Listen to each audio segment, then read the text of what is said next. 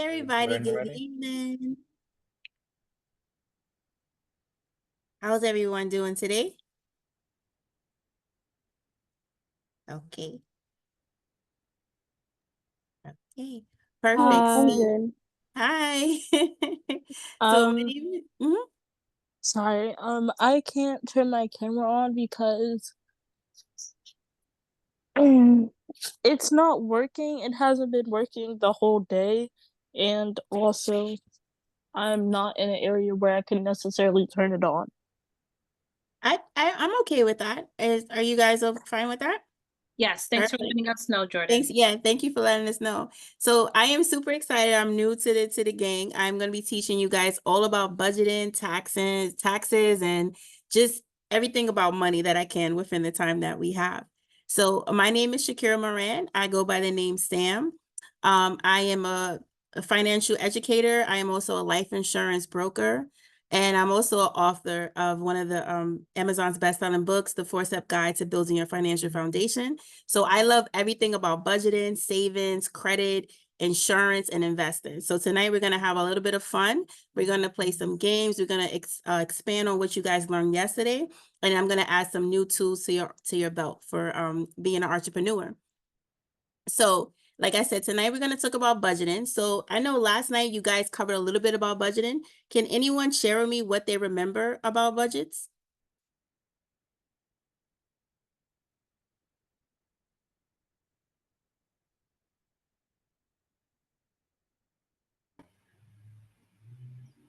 I think we talked about how to like budget so you can keep a good credit score. Because like if you want to get a loan from the bank to like maybe start a business or like do something, the bank like looks at your credit score and your record. So if you don't have like a good budgeting skill, like if you just overspend and don't pay back, you're not gonna have like a good credit score, and then the bank would not be able to like approve your loan or something like that. Very good. That is a very good reason why we want a budget. Can anyone tell me what a budget is exactly?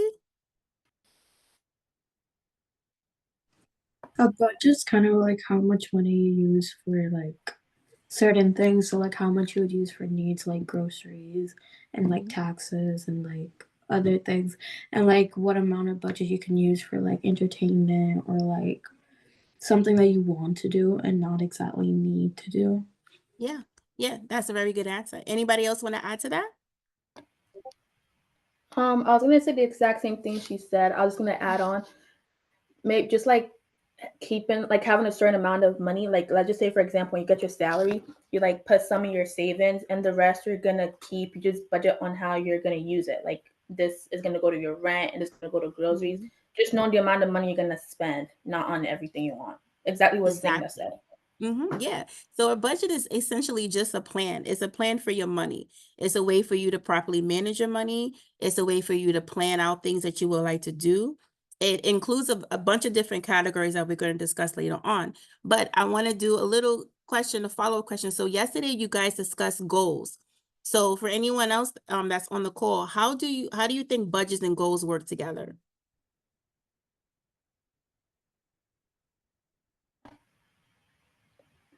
I think budget and goals works together because let's say you have a goal to like start a business or like do something. If you don't have a good budgeting skills, like you don't know how to save your money or anything, you can't really start that business because you do need money for the business. Or if you want to buy a car and that's your goal and you don't know how to like budget properly on how to save, you can't really get that. So I think they go hand in hand because in order to achieve your goal, you need to know how to budget properly.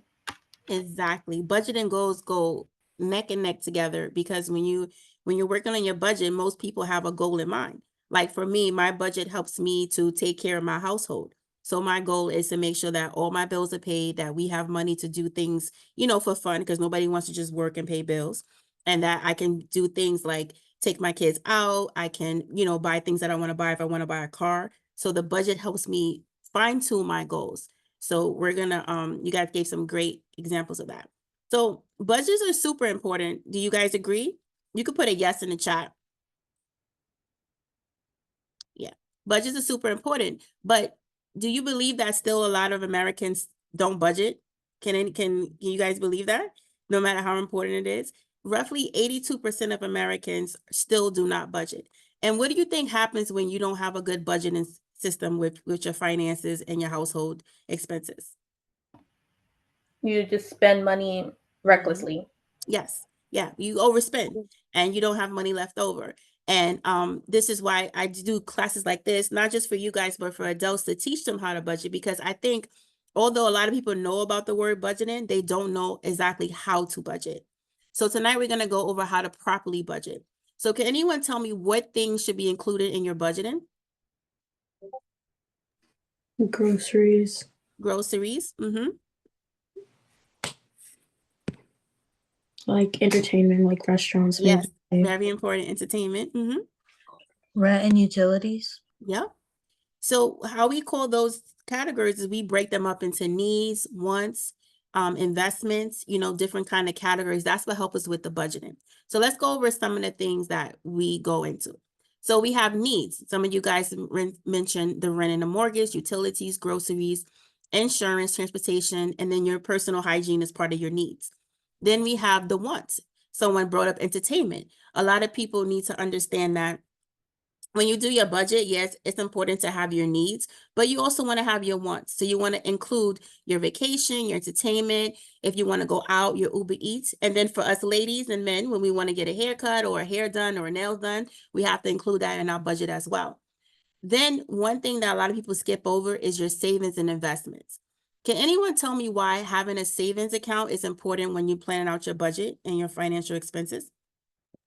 Because there's always like some circumstance that you're never gonna like know that's gonna happen. Like you're not gonna know if like a family member, like I don't know, God forbid, gets a stroke. So Yeah, very important. The savings and investments help you set aside a certain cushion, I like to call it, so that if any emergency happens, you'll be able to properly take care of it. They also say that a lot of Americans don't have at least $1,000 saved up for an emergency. So it's very important that when you're looking at your budget, while you're looking at your needs and your wants, you're also setting aside a percentage to go towards your savings and investments. So why do you think investments is an important part of that category? Investments give return over time. Exactly. They help your money to grow. Investments help your money grow. So while savings is important because you may have an emergency, investing over the long term will help your money to grow faster. We use the term compound interest, where your money is compounding and growing as you go. I like to say, is your money working for you? You always want your dollars to work for you, and you do that with investing. Now, emergency is another category that a lot of people skip over, but it's something that you need to have. So when you look at this big picture, it seems like a lot of stuff to prepare for. But the best thing about budgeting is that you have to know what form of budgeting style you can use. Did you guys know that there's different forms of budgeting styles? You guys knew that? Can you tell me one type of budgeting style?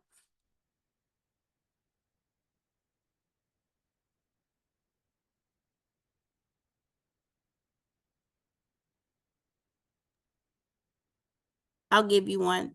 It's one of my favorites. It's called the 50-30-20. So what it is it helps you break down your budget into different categories to let you know how much should go towards your needs, your wants, and your savings and investments. And this is important because for me, I live in New York. You guys live in New Jersey, correct? Is everyone here on the call in Jersey? Yeah. So even though we live in different states, we have one of the most expensive states we live in. It's a very costly state to live in. So when you're looking at your income and you're looking at what's coming into your household, you want to make sure that you're allocating the right amount of money to each category. You wouldn't want to give 50% of your income to your wants and only 30% to your needs. So you want to make sure that you're dividing it up the proper way so that you won't run out of money. So one of the budgeting methods that I teach parents and I teach other individuals I work with is the 50-30-20 rule. So what that is you take 50% of your income and you put it towards your needs. You take 30% and put it towards your wants, and then 20% goes towards your savings, investments, and debt repayment strategies. And what this does is it helps you, it kind of like guides you how your bill should be set up. One of the goals is that when you guys, come out on your own, you want to remember that you want your living expenses to be as low as it can be. So that means you don't want to give out all of your income to your bills. You want to make sure that you have enough money set up so you can not only just pay your bills, but enjoy your life and then save and invest for a rainy day. So how do you guys feel about budgeting so far? Do you feel like you can make some decisions and make up a budget with me? Yeah, everyone's cool. So we have some budgeting sheets that was released inside of the Google Classroom. So we're going to do that now. So to save on time, because we have other things to work on, I figured that we can do the activity together. How does that sound? Good? All right, perfect. So I'm going to put that up. So let me just come here. Let's share this. Wait, hold on.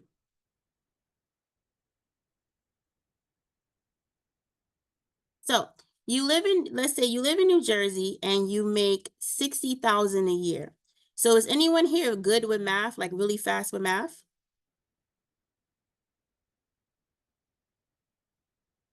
Come on, we in a financial workshop. Everybody should be like, I'm really good with math. You can use your phones. I see smiles, Miss. Well, you can use your phones to help. Let me see how I do this. All right, so I need someone, a volunteer, to come off mute because we want to see how much money we get after we do our taxes. So we're going to cover taxes in a little bit, but before then, I just want to see how much money we're going to have with taxes. So can someone come off mute and give me a hand with that? I can. Thank you. Excel, is it? Mm-hmm. Thank you, Excel. So you make $60,000 a year and they take out, I believe I put 27%. Hold on, I'm trying to find this slide. Let's do 27% they take out of your check for taxes. So can you do those figures for me, please?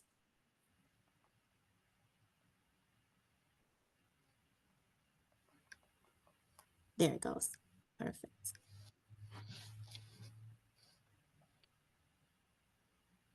Let me know when you got the number. I think it's like 45. Okay, so now because we get paid bi-weekly, can you divide that by 26?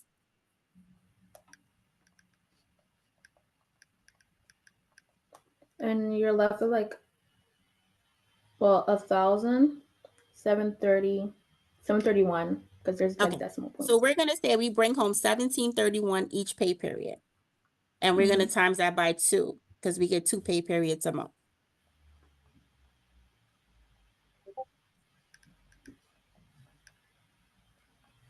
So you have 462. Perfect. So now, so I want you guys to decide. No, you make 3,400, right?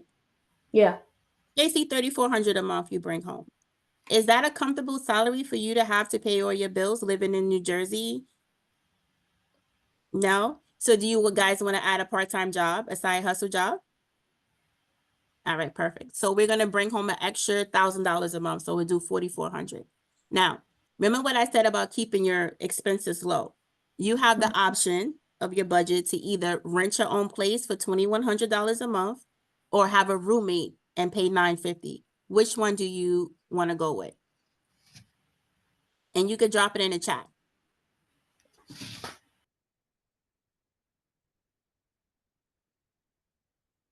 Roommate, okay. Roommate, roomie. All right. So it looks like we're gonna go with roommate. All right. So let's get a pen and write that down. Can someone, Excel, can you keep a track of the 950? Can you start a little paper and write? Perfect. Here, I have my book. Amazing. Now utilities are going to be 65. Are utilities something that we can not pay or we have to pay that? We have to pay that. So let's put $65 for utility. Now it's time for phone bill. So you can either get Metro PCS, which is what I have. It works perfectly fine. Or you can go one of the higher name brands and you can go with Sprint. Now Sprint is $125 a month and Metro PCS is $50 a month. So which one do you think is a smart financial decision to make? Yep, Metro. Let's go with Metro. So $50 a month for our phone bill. All right. Now, insurance. We have to pay insurance. Can anyone tell me why insurance is so important? Because if say you were something. like to, oh, sorry. You're good. You're good. You can go ahead. Yeah. If you were to get into an accident or like car accident, medical accident, your insurance would help cover you. Yeah. So insurance is something that we use to pay for the what ifs. So a lot of people like to skip out on it because they're like, oh, I don't want to pay for the what ifs. But if you don't have insurance, you can fall into the factor of having the money come out of your pocket, something that will be more expensive. So I'm going to ask you guys, do you want to add insurance to your budget to plan for it just in case, or you want to just let it go? Add it. Let's add it. Insurance Excel. Now, Is the 100 or the 25? 125. Actually, no, Oh. 220, 125, yeah. Because you're gonna have medical insurance and life insurance. I'm a life insurance broker, so I have to push the life insurance part on this call to teach you guys about it. All right. So now transportation. Now, do you want to save money? Because remember, you only have a $4,400, money coming in a month. Do you want to just take the public transportation, or do you want a car to drive around? And drop your responses in chat. Public transportation. All right, cool. You guys are smart. Another group I work with, they wanted the car. So you guys are getting onto it. Groceries. Now, groceries. We can go shopping each month and spend $400, or we could do Uber Eats and spend $600 a month. Which one do you guys want to do? Groceries. All right, cool. Now, personal care is important, So I always like to tell people to make sure they budget that, because let's be honest, sometimes you want to get your nails done, ladies, fellas, you want to get a nice haircut, you want to treat yourself. So personal care, $200 a month. Now it's optional. Do you want to add it or do you not want to add it? No. Yes, add it. Okay, let's add that to it. Emergency fund. Emergency fund. Do you want to add that to your? Michael said my mom cuts my hair. Can she do my hair? You're very blessed. My mom doesn't know how to do hair. We always went to the hair salon when we was younger. So you're very lucky to have your mom do your hair. Emergency fund. Now we had the conversation earlier of right. She said, yeah, let's add it. An investment in savings, $150 a month. Do you want to add that? Yeah, perfect. Now it comes to optional, vacations, hobby, subscriptions. Do you guys want to add any of those to your budget to see what happens? And you could drop it in chat if you want to add it. Hobbies, okay, let's add 200 Excel for the hobbies. No subscriptions, everyone's just listening and watching YouTube, listening to YouTube videos. Subscriptions, 100. Yeah, because we still have to enjoy our life. We don't want to take anything out. All right. All right. Vacations, anyone planning for vacation or no? Nah, just want to wait. Okay. All right. So Excel, give me the total with that and see where we at. 2,525. Oh, wow. You guys did really good. You have a lot of money left over. That's impressive. Can anyone tell me why they think we have so much money left over? What do you think it was? A budgeting. The budgeting, and then what choice did we make when it came down to our housing? The lowest options possible. Yes, exactly. Those are important. Are you guys ready to play the Life Happens game? Yeah? All right. Cool. So how this works is life happens. As you go older, you'll learn. Your parents know this already because they've been through it. And I learned it when I moved out on my own. You can budget and you can have all your expenses planned out, but sometimes things in life happen. Emergencies happen. You may get sick. You may not be able to work for a little bit. Something may have happened. And this is why budgeting is super important, because now you'll be able to have money left over to take care of that emergency. We did very good with our budgeting because we made very smart choices. We decided to have a roommate. Now, there's nothing wrong with getting your own apartment, but remember, when you're making a certain amount of money, you want to keep your living expenses low as can be. We also opted to go grocery shopping instead of Uber Eats. We saw the difference between the price and an app. And then when it came to transportation, we opted for public transportation, because when you have a car, not only are you paying a car note, but you're also paying gas, toll, if you get a ticket, those are all things that matter. And when you're on a fixed income or a lower income, then you have to take that into consideration of how many expenses you want to put under your belt in your wheelhouse. So let's spin and see what we get when life happens. So it looks like we lost a day of work. So deduct $300 from our monthly income. So we said 4,400. We take 300. We only have 4,100 left. Do we still have enough money to pay our bills? Yeah, because we have money left over, and that's a lot of people don't have that. A lot of people are what we call living check to check. So that means their expenses and the money they're taking in is like right here or sometimes over. So when you're thinking about budgeting and looking at your life plan, you want to make sure that you're taking into consideration for certain things happening. So let's spin again and see what happens. So we don't really have to worry about school fees unless we're going back to school. But those are some of the things that happen when you get older. Like, let's say you move out, you have college, you have you want to take a new certificate, get a new certificate, get another degree. These are things that you have to factor into your budget. So the will said a medical bill, $300 negative. But because we have insurance, what does that do for us with the insurance?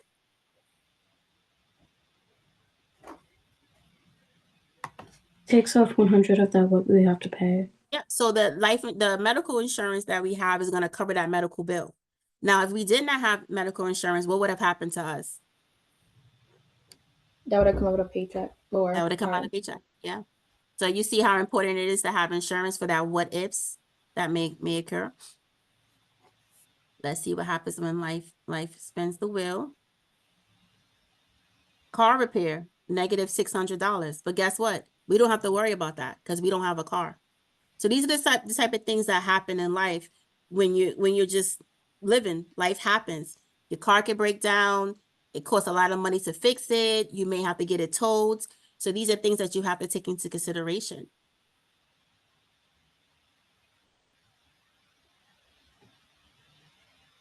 We did the car repair already. And then, so here's a plus. Sometimes in life, when you do your investments, you earn money. Return on investment, Michael said that. You will earn money back on your investments. So these are the things that happen in life. How do you guys feel about the budgeting? How do you think you did with the budgeting? You made some good choices? I think you guys made some amazing choices. So remember, when you're doing your budgeting, you want to know, the budget tells you exactly the plan for your money. You have to look and see what's coming in. You got to see what's going out. You have to make sure that you're dividing up your categories, your needs, your wants, and investments, so that you'll be able to section out your money in a more easier way for you to manage, more manageable way. You want to make sure that you're keeping your living expenses as low as possible until you start making more money. Once you start making more money, then things change. But in the beginning stages, you want to make sure that you're keeping your expenses as low as possible, and that you're always factoring a category for your savings and your investments. Any question on budgeting so far?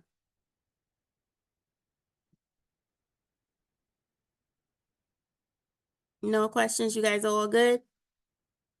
Awesome. All right, let's continue on with the presentation. All right. Did I lose my thing? Okay.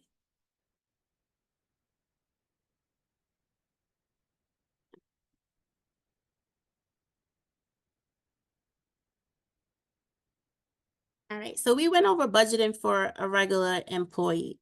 And because this is an entrepreneurship program, let's talk about budgeting for entrepreneurs, for business owners. So who in here, does everyone know what they want to do with their business? Do you have a business idea that you want to share? Yeah, you could come off mute and share with me.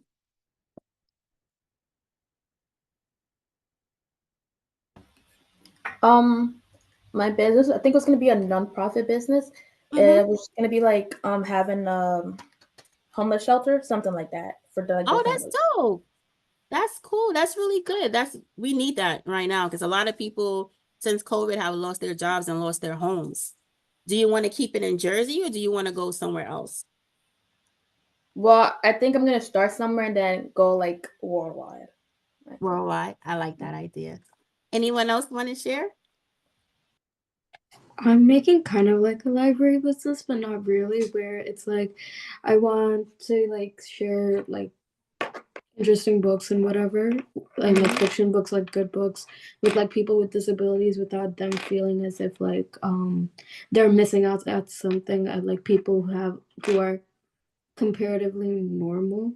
I don't know Mhm. if I should say that or not, but because they have disabilities and then some people don't. So like with like braille, different types of braille, um ASL, like immersion and stuff like Uh-huh. That's a beautiful. You guys are making my heart melt. Oh my God, that's so beautiful. Anyone else want to share? My business was gonna be a bakery and a catering business because I've loved baking and cooking for as long as I can remember, and I want to be able to have a business and like be able to make money off something that I find passion and enjoyment in. That's beautiful. Have you started like selling your baked goods? Somewhat, yes. I'm on my third year of culinary class, so like I'm getting more of the qualifications that I need to like be able to like Mhm. actually be able to sell everything. But I'm definitely excited to be able to spread what I want to do to the world, I guess. That's awesome. Have you started like social media marketing yet for it? Not yet. No, I haven't like really like set like I have an idea of it. I haven't put anything into motion for it though, but it's kind of what I want to do. I love baking and I love it's just I want to be able to monetize something that I find passion in. Yeah. That's a good start. I know you don't have your social media, but start documenting everything you're doing, like taking pictures, videos, because when you start, when you launch it, you're gonna need that content to push your business forward. And then you can see before and after. Like you can see when you first started and then when you finish your culinary arts. So that would be great for you. So this part of the presentation is gonna be budgeting as a business owner. So we went over budgeting as a regular, person, individual. But as a business, is a little bit more to it. And the reason why is because you not only have to worry, the reason why is because when you're a business owner, you're the sole breadwinner. Like you bring in all the money. So like for me, I have a business and I have an employer. So if my business is not good, I have my paychecks to help me. But when you're a business owner, everything comes from you, from what you're doing. So being a good budgeter is going to be key in being a business owner, because as we're going to go through the different areas that a business owner has to touch, you're going to see that it's more than just bringing home a paycheck and dividing up where you're going to put your money. You have to look at your cash flow. You got to look at your balance sheets. You got to check your revenue. And most importantly for you, or Aurora, is that how you pronounce it? Because if you're going to go into the bakery business, you got to look at your costs. How much inventory is going to cost you, how much food, your food ingredients are going to cost you, because all that stuff factors into your pricing for your business. So as a business owner, you looking at your cash flow. Your cash flow is going to tell you how much money is coming in and what you can do with it. And then when your business excels, like when you go to the next level and you start to hire employees, now you have to start paying them. So now it's a whole different ballpark figure. So it's important that you guys understand how it works for a business owner. Your cash flow statement is going to show how much cash you have on hand to cover your expenses. Then you're going to look at how profitable you are. Can anyone tell me what profit means as a business owner? Money you're able to take home aside from your Mm-hmm. expenses. Yeah, exactly. It's the money that you take home after your expenses. And as a first-time business owner in the beginning, I'm going to tell you it's kind of rough. Profits don't come in as quickly because you have a lot of expenses, you have a lot of costs, and it's a learning curve. So the more you learn now before you go into business, the more prepared you'll be when you start your business. Whenever you're doing a business, you also want to look at the financial planning about it. You want to look at your growth. How are you going to pivot your business? How are you going to scale your business out? Costs are going to be key, because if you're making money, but you're spending most of your money on your supplies, it's not really going to work. You're not going to see that big profit generated from it. So these are some things that you want to look into. As a bakery owner, do you know what kind of let's back it up for a little bit. Can anyone tell me what fixed versus variable mean when it comes to cost? Fixed would be like a set price for something, Mm-hmm. where a variable would depend on something. So like maybe how many people are for demand or Mm-hmm. supply, or like how much your supplier is able to give at that certain moment. Excellent. Exactly. You're actually right. Fixed is what's gonna stay the same. Sort of like our rent. You know, when you get a rent, when you sign a lease, you sign it for a year, your rent stays the same. But if you look at your groceries will be variable because they may go up and down. So when you're a business owner, some of the fixed costs may be the brick and mortar that you have, the building you have. But what may change may be your bakery items. 1 week, flour could be this price, the next week flour could be more expensive. We all know, if you guys shop, the adults on the line know eggs have went up. So those are things that go up all the time. Your meat goes up. So those are variables. So when you're a business owner, when you're doing your budget, you want to make sure that you understand what your fixed costs are and what your variable costs are. And then you want to make sure that you have enough money set aside, just like your personal budget, how we put money aside for our savings and investments. As a business owner, you definitely want to do that, because in business order, and I know you guys are going to cover this in other classes if you haven't done already, business flows like this. You have different peak moments. You have moments where business is booming. You have moments where business is really slow. So as a business owner, in your budget, your balance sheet, your income statements and everything, you want to factor in that time where that space where you have an extra money to cover those periods where your business is slow. My day job, and I'm a director of operations for a rehearsal studio. We get different peak times where we're super busy and times where we're not. So we have to make sure that the times that you're super busy, you're putting money aside. Your revenue, that's your profit that's coming in, is great, but you can't get happy and spend all of it. You got to make sure you save some for a rainy day, just like on your regular budget. Any questions on that so far? No? So business owner is great. You got big businesses, but the other part of it is the benefit of being a business owner, besides having a freedom of having your own business, doing what you're passionate about, what you love, is that it saves you money on taxes. So what do you guys know about taxes so far?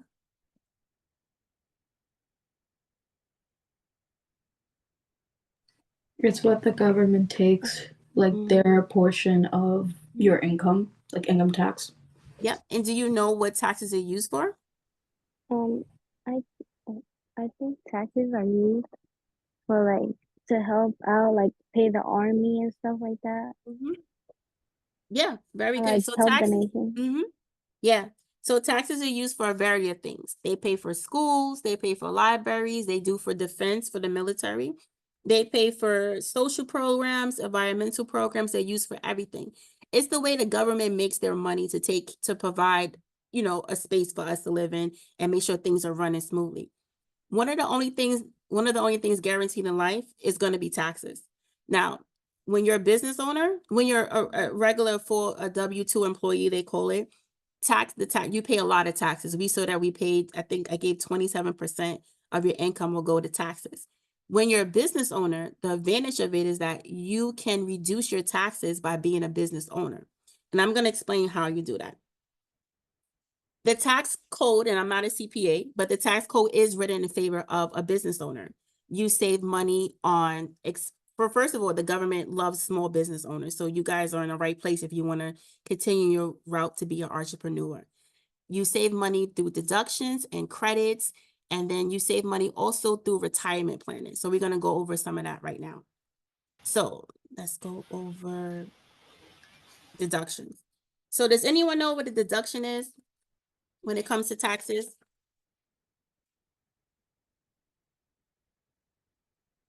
Great, I get to explain it. So When deduction, oh, go ahead, Michael. when you could write off stuff like to the government as like certain expenses that they could deduct from your taxes. Yes. Yep, I love deductions. And as a business owner and a W-2 employee, it helps me out with reducing my tax liability. So for instance, how it works is, let's say my salary is $50,000 and I have $5,000 in deductions or write-offs for my business. Instead of me being taxed on the $50,000, I'm now only taxed on $45,000. So what the government does is deducts what I spend on my business from my salary so that I can pay less on taxes. Now, that might not seem like a lot right now, but when you are in business and you have a check, it helps me with keeping some of the money in my pocket. So what kind of deductions can you write off as a business owner? You can write off your education as a business owner. You can write off any expenses. You can write off your meals if you're discussing business. You can write off certain clothing if it is pertaining to your business. You can write off your CPA services. You can write off social media marketing. It's a lot of things you can write off. So when you're a business owner, there's a whole different world of different ways that you can save money on your taxes. Did anyone hear the story about Donald Trump only paying like $700 in taxes? Yeah. And people were like, how did he do that? Because he had really good CPAs. He might have did some other stuff, but the fact of the matter is he had really good CPAs that helped him find the codes, the tax codes to help him save money on his taxes. So when you go into business, I want you to keep this in mind. One of the top people you want to have in your circle is going to be a good CPA that's going to help you navigate the tax code so that you can save money. So Aurora, you want to start a bakery business. You want to have a social media. You're going to need to write off your social media expert that you have. You're going to need to write off your supplies. It's a lot of stuff you're going to get to write off that's going to help reduce your tax liability. Now, the next part of saving money with being a business owner is going to be tax credits. So tax credits are a little different from deductions in the fact that they actually help you save money right on hand. So some tax credits are education. We have healthcare. If you're a small business owner, you have healthcare tax credits. So there's a whole different world that you can tap into when you're a business owner when it comes to saving money. The next thing I want to cover, let me just make sure we're good on time, is going to be retirement accounts. Does anyone here know about retirement accounts? Yeah. What do you know about it so far? My friend set up some Roth IRAs. Oh, good, Michael. Did you set up one for yourself? I'm in the process of. Good, good, very good. How old do you think you could be when you start a retirement account? Well, not 18. You could be younger than 18. Yeah. Yeah, you could be younger than 18. So retirement accounts are for people who have income coming in. So how can you have income coming in when you're younger than 18? If your parents have a business, they can hire you at a certain age to work for them, and you can start your retirement account then. So all of you guys right now, if you're not working, you can't start a retirement account, but the next best thing to a retirement account will be a 529 account that your parents can start for you, because what it does is it acts as a college savings plan. And then if you don't go to college, you can use the money for retirement. It could turn over to it. But retirement accounts allow you to save money on taxes. And that's something that you could do whether you're a business owner or you're a W-2 employee. You can actually get a retirement account to help you save money on your taxes. And the good thing about it is that a lot of people don't start retirement planning until they're like older, like they're like 30 or 40 years old. You guys can start now. As soon as you get your first job, even if you have your summer youth job, you can get a Roth account and you can start contributing to a retirement account. The last thing that you can help to save on taxes is owning your business. We went over that today all about having a business helps you with saving taxes with your deductions and your credits and just being a business owner. So we went over life happens. So does anyone have any questions about what we covered?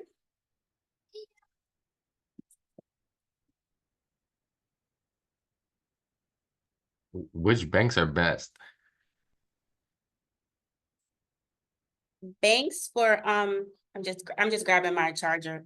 Banks for just investing or for saving or just holding your money? I mean, either one. Right now, I'm just saying like I'm at TD Bank, but I wanted to know if there's like any better like benefits with investment in other banks or like with investment accounts or retirement accounts. Yeah. So as far as banks for your traditional checking account, pretty much any bank that's not going to charge you a monthly fee, I think is pretty good. When it comes to savings, I love high yield savings accounts. And as you guys are young, high yield savings accounts, you can share this with your parents or anyone that you know.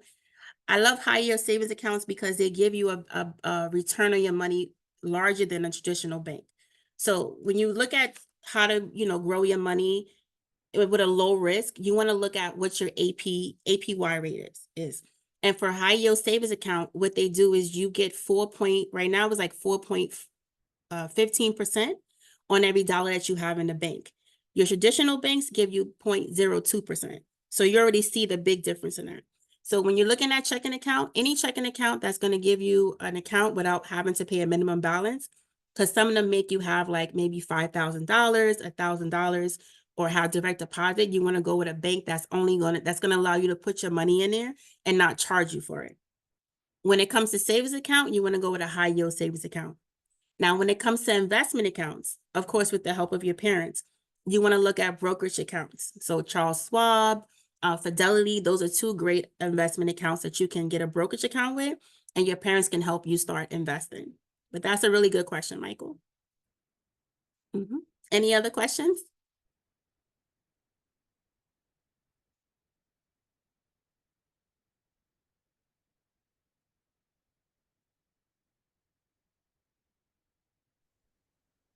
Miss Shakira, how would you determine how much is a good amount to put aside for your retirement? So the measurement or the formula is you take 100 minus your age. So like for instance, I'm 40 right now, so I would be technically putting away, just to keep it like, with my budget, $60, maybe a pay period towards an investment account. Now, because I'm a little older and I started investing in my retirement a little later, I will up that a little bit more. But when you're younger, you can start with a small amount and it can grow. As long as you have the right investments, it's going to grow to where you would like it to be, or, grow substantially as you get older. But I always tell people start small, because we have so many other bills out there. And if we we take all of our money and put it into one thing, we're not going to have money to do other things. So when you're doing a retirement, you want to start young. That's a trick, is to start as young as you can. And then put the same amount, consistent amount each pay period into your investment account, into your retirement account. Good question, Rosie. Thank you.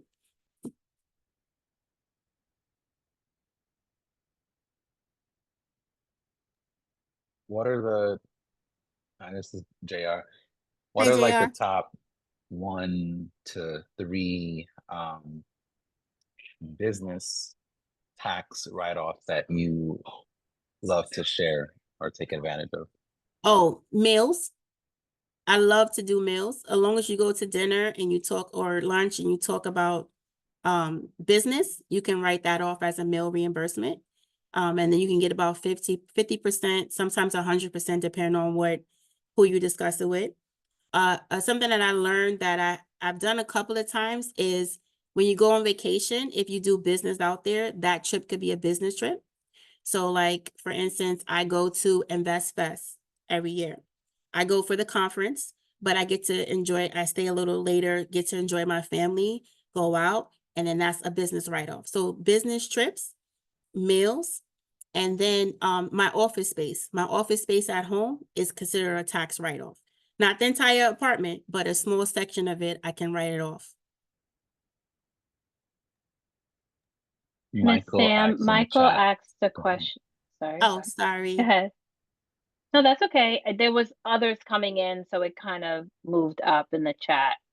Okay.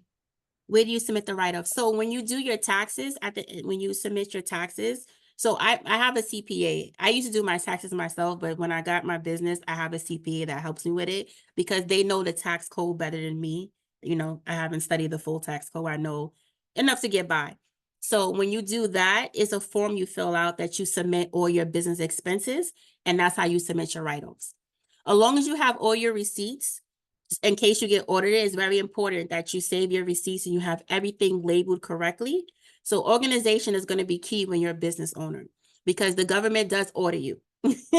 If they find out there's too much going on, hey, there's too many write-offs, what's going on, you're not bringing enough business, they will audit you. So you want to make sure that you have everything properly organized.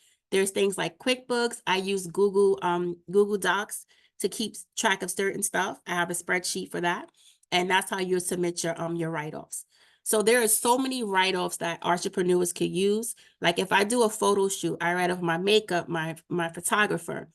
I'll write off the outfit I use. There's a lot of write-offs out there that you can use. So as you guys navigate into the world of being an entrepreneur, you want to make sure that you hone in on your organizational skills, your budgeting skills, and then you want to make sure that you have a very good CPA.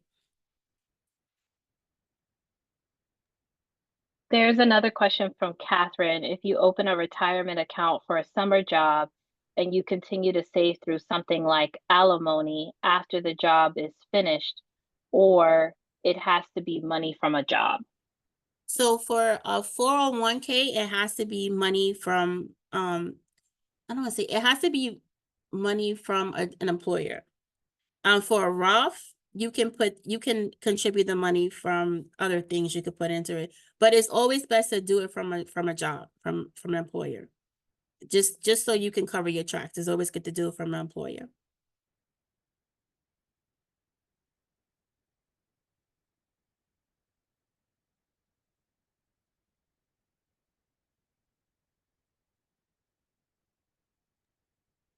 Catherine put a thank you in the chat. No problem, Catherine. Difference between Michael, a 401k and okay. a Roth. Yeah, see, thank you. So the difference is really this is the thing. 401k is the money you put in pre-tax. That's why I said it's always is when there's an employer. So they take money out your check before it's taxed. And this is how it helps you save money on taxes, because you're taxed on the money minus whatever you contribute from the 401k. The thing with 401k is when you retire, when you're at retirement age and you go to take out the money, they tax it at that moment, because the government's going to tax you either way. They're going to tax you either before or after. So with the 401k, they're going to tax you after. So you put the money in pre-tax. There is for both of these accounts, there is there are income guidelines, and there's also a cap on how much you can contribute. With the 401k, you put the money in pre-tax and you're taxed when you take it out. With the Roth, you put the money in after your tax, and when you take it out, there's no tax on it. The Roth is one of my favorite vehicles to use because I feel like it's the most powerful vehicle, because the Roth, you can grow your money. If you do the right investments, you can really see the growth in the Roth account. 401k, you can, but with different companies, they have a lot of regulations and they want to monitor what you put your money in. But the Roth is something that you could do personally. So you at a young age, Michael, you can start your Roth. You can start putting your money in. You could put $50 a month. You could put $100 a month, whatever you want to do. And if you pick your investments and you watch it grow. They cap it at $6,500 a year. So you can only put up to $6,500 a year into a Roth account. For the 401k, you could put $19,500 a year into it. And that's going to go up the end of this year to $22,500, I believe. But the 401k is mainly when you have an employer, and the Roth account is when you're like, you can have an employer or you could just do it on your own. And you can have both a 401k and a Roth account, because I have both. I have a 401k through my employer, and I have a Roth account, on my own personal. Now, for those who have a 401k, if your parents have it, some people don't contribute to it. You should always contribute to it, because most of the time your employer is going to match what you put in up to a certain percentage. So just spread the word. If you in those adult conversations and you two guys are talking about investments and you happen to mention Roth 401k, just be like, oh, are you contributing to it? Just to see how people are, because it's very important that a lot of people understand that back in, I can't quote on the year, but they took away pensions. A lot of companies don't have pensions anymore, which is why it's important that people understand the 401k and the Roth, because when you retire, Social Security is not going to be enough for you to sustain your living expenses.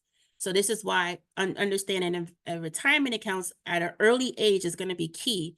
So like Michael said, you can start contributing now and grow your money. And when you get older, you can put more money into it. So making sure that you understand that by the time you get a job, a lot of companies are not going to have pensions. So your retirement falls on you and you only. So the 401k, if your employer is contributing, make sure you add to it. And the Roth account, just get it and learn how to grow your investment. Learn what the right investments are to contribute to. Very good question, Michael.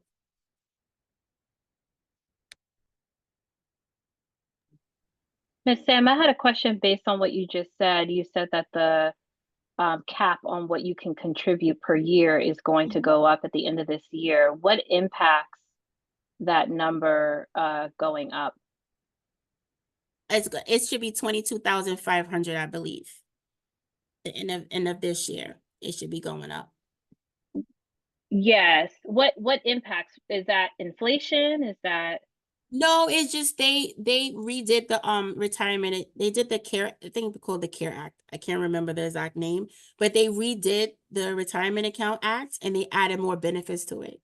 They also, with that act, they also revamped the 529 account, which is what I love.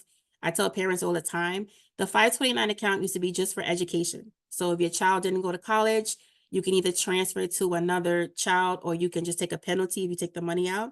Now the 529, if your child doesn't go to college, you can turn that into a Roth account for them. So then they'll have an investment account for retirement.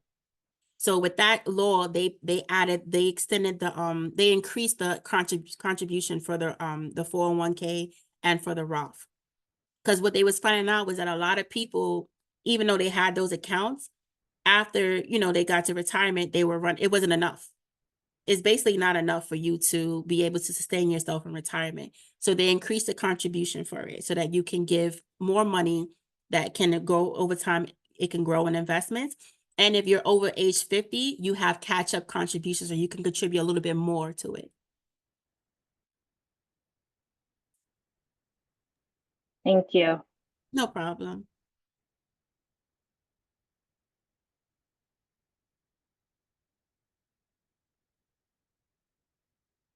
So does anyone want to tell me what are the categories for budgeting?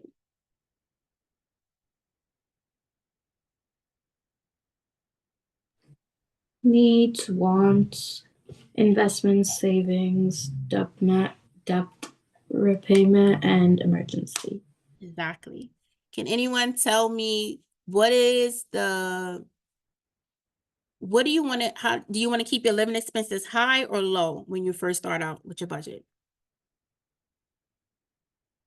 Low, exactly. Exactly. Can anyone tell me how to save money, how to reduce your tax liability? Tax write-offs. Tax write-offs if you're a business owner. What other way can you do it? Good job, Michael. Deductions. Deductions, credits, and what else? We just spoke about it.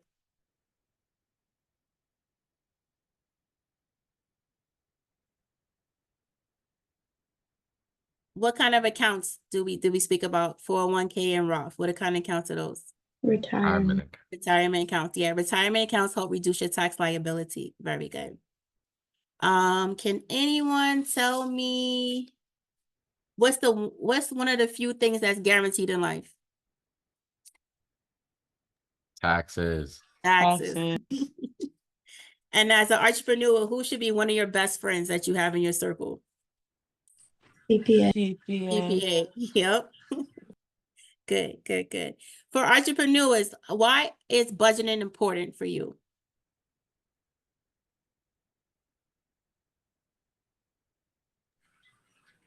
Budgeting is important for you because Yeah, why is budgeting important? Unlike like, okay, one, you have to keep track of like your expenses for taxes and everything like that, because when you file, like, it's different filing as an individual person. And then on top of that, when you're a business owner, you have to, like, I know Aurora, she said that she's doing a bakery business. Yes. You have to keep track of like how much your inventory is costing and like all that. Like, it's a variety of things that you need to keep track of. So budgeting, it helps you keep track of your what your expenses are. It helps you manage your money, and it also helps you stay organized for when you file for taxes. So I feel like that's very key. That's excellent. Very good summary of that. Yep, you definitely got to keep a track of what you're spending your money and your cost. We call it fixed and variable expenses, because as a business owner, you got to keep very close eye on that. Your job is to make money. I tell my employers at my job, our job is to make money. And if you're in business and you're just breaking even after a certain amount of years, then you have to evaluate your business plan and look at it. And then one last question. Might be a little hard one because we covered this in the beginning. What is one of the budgeting styles that I went over? 50, 30, 20. Oh, okay. 50, 30, 20. Yes. Why is that important for a bonus question? Because you put 50% of your income into needs, 30% into wants, and then 20% into like savings, investments, and debt repayment. Yeah. It helps you figure everything out, put it together. Yeah. Yeah. You guys are amazing. I know we covered a lot, but you guys did really good.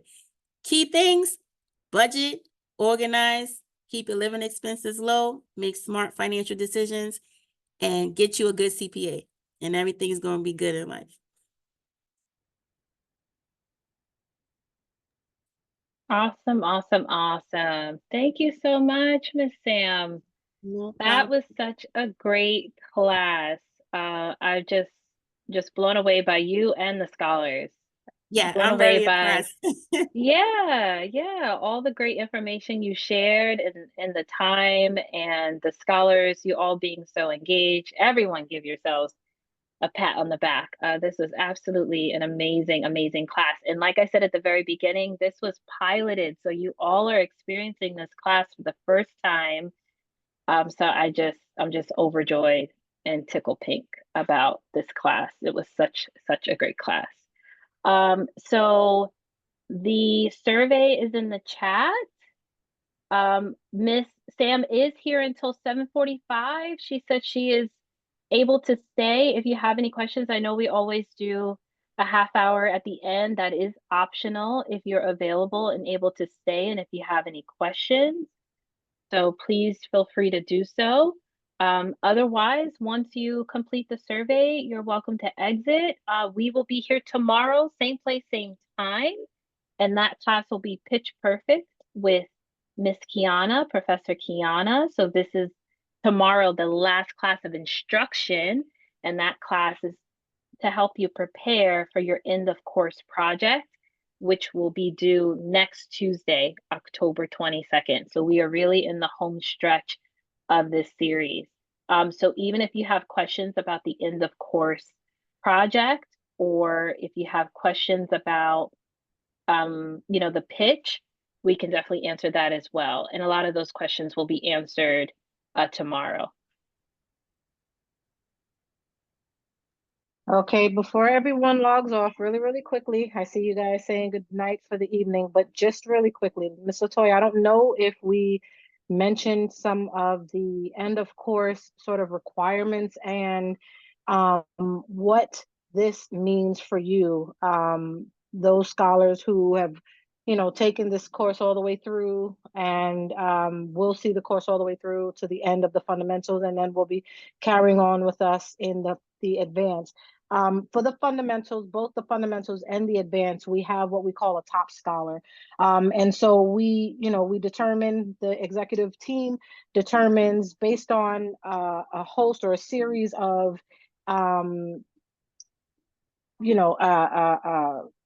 things that you've done over the course of the last 4 weeks, right? We assess it, we see how well you've done over, a certain period of time, and then over rather this time, and then we determine based on attendance, based on participation, based on your ability to be here on time, so punctuality, right? We determine how well you've done, and then we have to see who makes top scholar. So you have an opportunity to do that not once but twice, or to become a top scholar not once but twice, right? One top scholar per series, but it could be the same person. So we want to let you know that, because there is a monetary award that goes along with that. So we talked about budgeting today. This is the perfect opportunity for you all to learn how to budget with this monetary award that you'll receive at the end of this year at the gala. So we want to make sure that you all are aware of that. Okay, we won't disclose the amount on the recorded line, but just know that there is a monetary award both for the top scholar for the fundamentals as well as the top scholar for the advanced. So we want to make sure that you guys are doing a phenomenal, everyone on this line. So you're really going to make it difficult for us. Everyone on this line, more specifically from Ms. Latoya and Professor JR and Ms. C. Morgan. Everyone on this line, right now, you're doing a phenomenal job. And so you all will, you know, we'll see what it boils down to, right? So there's that. There's the top scholar. We also have executive board award. And that's really if maybe you didn't make top scholar, you missed it, you know, by just a couple of points, or maybe you missed the class or whatever, but you did everything you needed to do. You met all the requisites, right? There is an opportunity for you all to also make that. And then anyone who graduates from our entire program, you automatically become eligible with some other requirements that we have for you, but you automatically become eligible to participate in our next internship. As you guys know, we tout ourselves and pat ourselves on the back for some of the great work that we're doing with our internships. Last year we went to Jamaica. This year we went to Barbados. Next year, 2025, we are anticipating going to Costa Rica. And so you all will be in that bucket for to be eligible, rather, to make that eligibility happen for you. Okay, so we just want to let you guys know, continue doing the work that you're doing, continue participating, continue engaging, continue through the series, right? It's one thing to go through the fundamentals, but if you're registered for both, I would say stick it out and go through both, because this is a learning experience of a lifetime for anyone, adults and youth alike. It is a lifetime experience, well worth it and well worth the investment, as Miss Professor Sam has talked about all throughout this amazing, phenomenal class tonight. All right, so we will, I believe, Ms. Latoya, we're going to wait until the graduation to announce both the fundamentals and the advanced top scholar. Okay, so there are some requisites that you all will have to meet in order to make the top scholar for either or both. And so, you know, just keep up the good work. Did I miss anything, Ms. Latoya? Nope. Nope, that was great. Okay. Yeah. Awesome. I felt like I was rushing, but I want to I don't want to take up any of your time, but I also want to make sure that you all are aware of the opportunities and the benefits of participating in our program and everything that we're looking to invest back in you for doing so. All right. So thank you, and continue doing what you're doing. You're doing a phenomenal job. And thank you again, Miss Sam, for a phenomenal class. I learned a lot. Yes, I learned a lot, and I need to talk to your CPA. So everyone have a great night. Good night, everybody. Good luck, guys, with the rest of the program. Thank you. Good night, everyone. See you tomorrow. Good night.